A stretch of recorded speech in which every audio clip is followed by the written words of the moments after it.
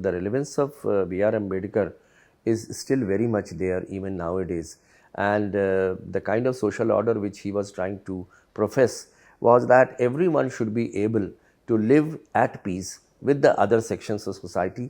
We are all ultimately messengers of God and we are all equal. He was of the view that if we want to achieve freedom, it should not be based on caste system. He did some kind of a cherry picking. The best parts from all the constitutions, they were dovetailed into our own constitution.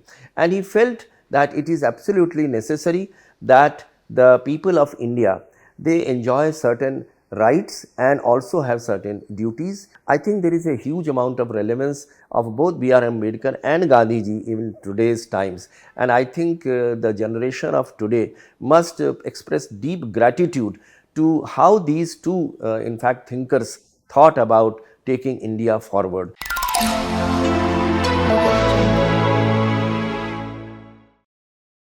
Hello dear aspirants. It is said that human beings are mortal, but their ideas remains immortal and are there for the future generations. Across the generations, a lot of thinkers are there who have shaped through their ideas the subsequent generations. One such personality was Dr. B.R. Ambedkar. In this particular conversational series, we are discussing about these kind of personalities. To discuss more about Dr. B.R. Ambedkar and his ideas, I am joined by Krishna Mohan sir, who is the retired IAS officer. Welcome, sir. Good afternoon, Vishal. So, sir, as we know that the personalities who are there and their experiences shapes the kind of thought process and the ideas that that personality carries. I am presuming that in the context of B.R. Ambedkar also, it was true, right, sir? Yes, Vishal, every person is influenced by three facets. One is the society, the other is the family, and the third is the educational institutions. B.R. Ambedkar also faced different kind of reactions from the society. He belonged to a Dalit family and they were underprivileged people. And in his childhood, he witnessed the kind of discrimination he used to have from the society. They were not allowed to go to the public spaces, for example, taking water and other things.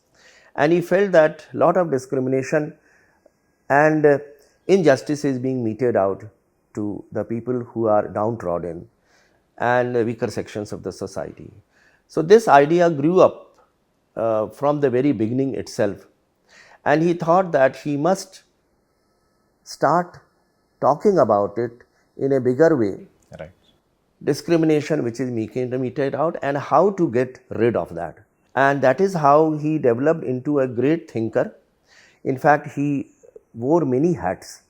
So he was a jurist later on, and he was the architect of our modern constitution, and also he was an economist, he was a social thinker, social reformer, and his ideas have shaped up the entire history of our country.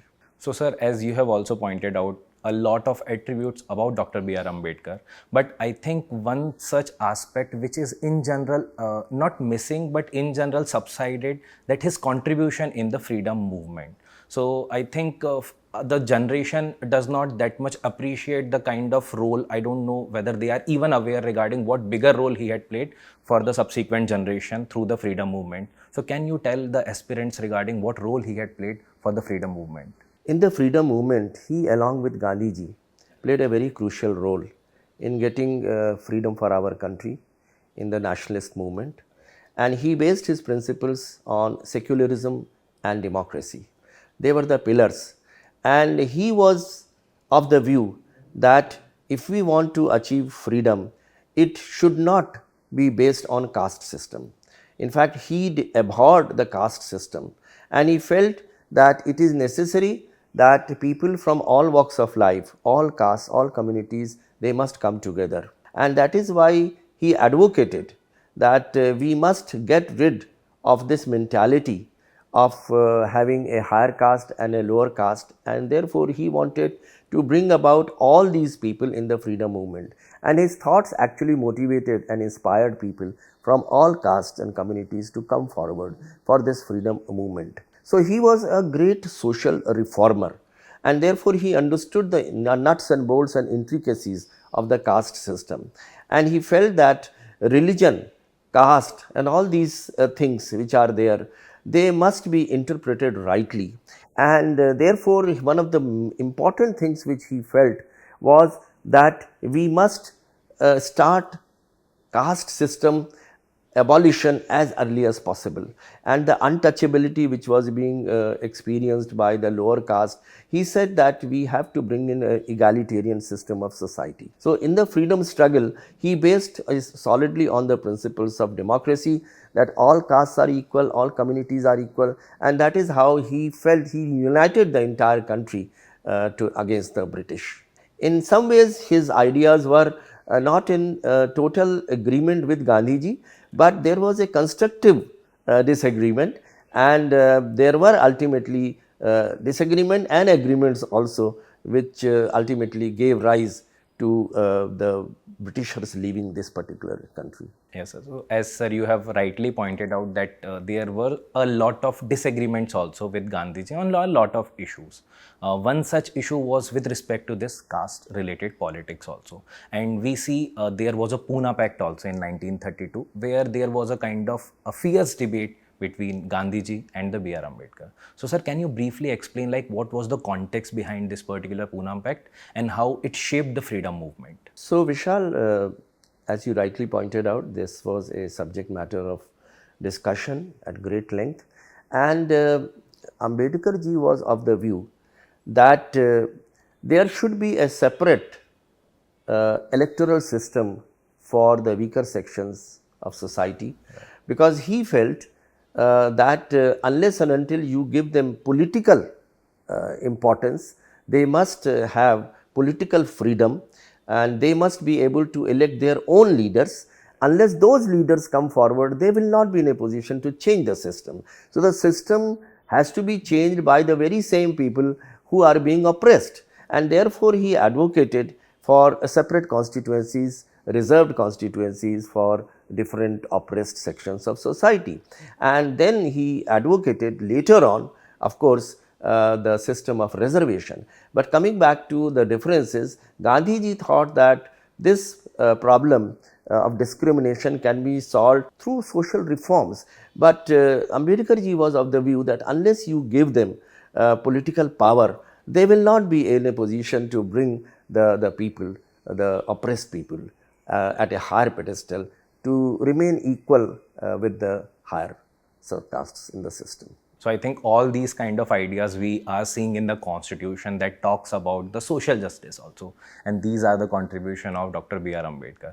So sir, as far as the contribution of Dr. B.R. Ambedkar in the constitution is concerned, a lot many aspects or lot many principles of him is being witnessed clearly in the Constitution of India.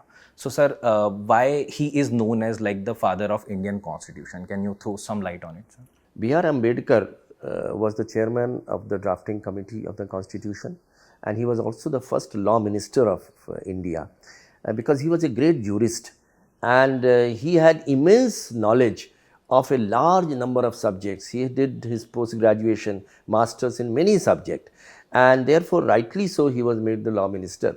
But he was the chairman of the drafting committee, and he studied the constitutions of various countries across the world, and he did some kind of a cherry picking. The best parts from all the constitutions, they were dovetailed into our own constitution, and he felt that it is absolutely necessary that the people of India, they enjoy certain rights and also have certain duties. He talked about directive principles of state policy, and he thought that positive affirmation was absolutely necessary to be brought in the constitution, and therefore he introduced the concept of reservation for scheduled caste, scheduled tribe, backward classes, and that is still continuing. It has yielded lot of dividends, but still a lot needs to be done.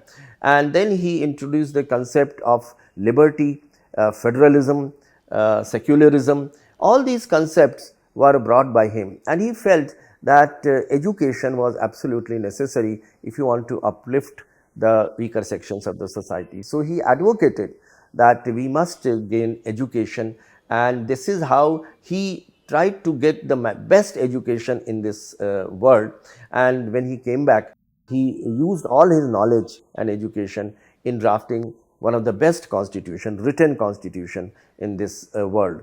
And you see, every part of the constitution, is so relevant, and therefore the fundamental rights which he has given, the equal rights to women in the society. He also was helpful, drafted many other bills also, like Hindu code and so on, where he advocated that the women should stand side by side with the men folk, and in bringing about a change in the system of our society.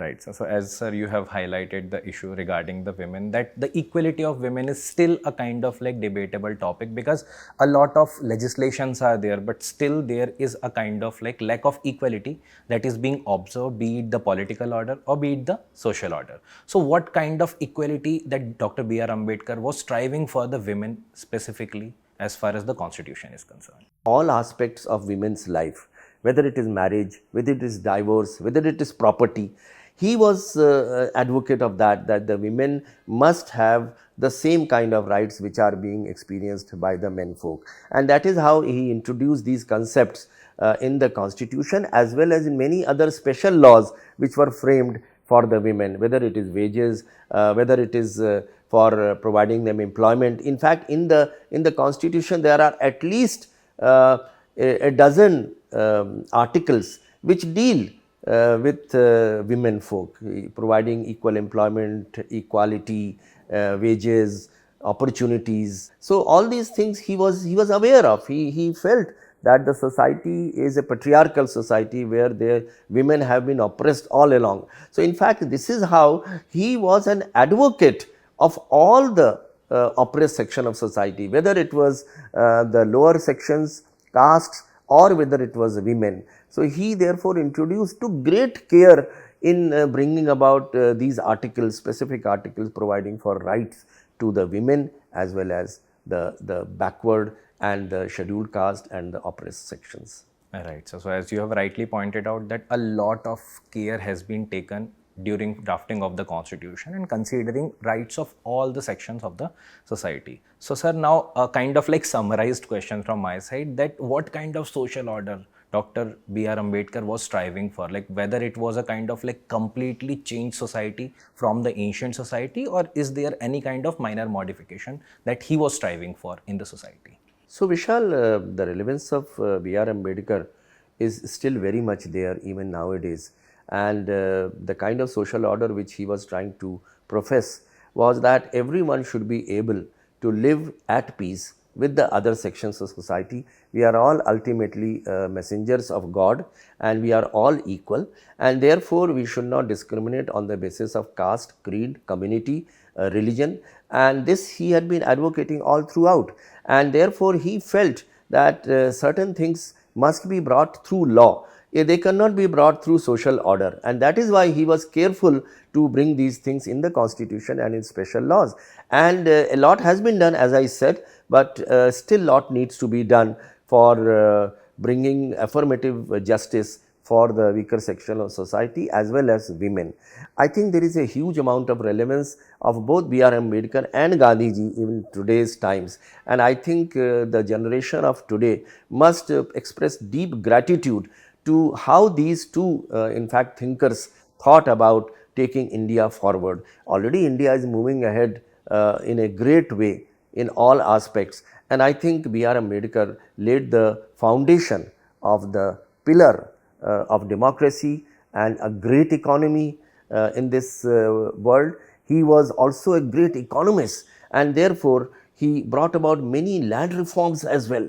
So in fact, he touched upon every subject which you can think of, which is responsible for bringing about social, political and economic changes, development for the better in this country. Right, sir. So, sir, I think that was very well summarized regarding the ideals and ideas of Dr. B.R. Ambedkar, because the kind of constitutional expert he was, the kind of constitutional morality he talked about, the kind of social order he talked about, that was considering that India is a quite diverse country and the changes were much needed in this particular country. So, sir, thank you very much for joining us today for this particular session. And I think the aspirants might have got a lot of insights about the personality of Dr. B.R. Ambedkar as well as the way he was conceptualizing the society at that time and space. Thank you, sir. Thank you, Vishal. It was a great pleasure. Same, sir. Thank you so much. So, with this, we are concluding this particular session. So, like this, we will be bringing you in future also a lot of discussions regarding the great constitutional thinker as well as the thinkers that have shaped the life of human beings. So, with this, we are concluding this session. Thank you very much for joining the session.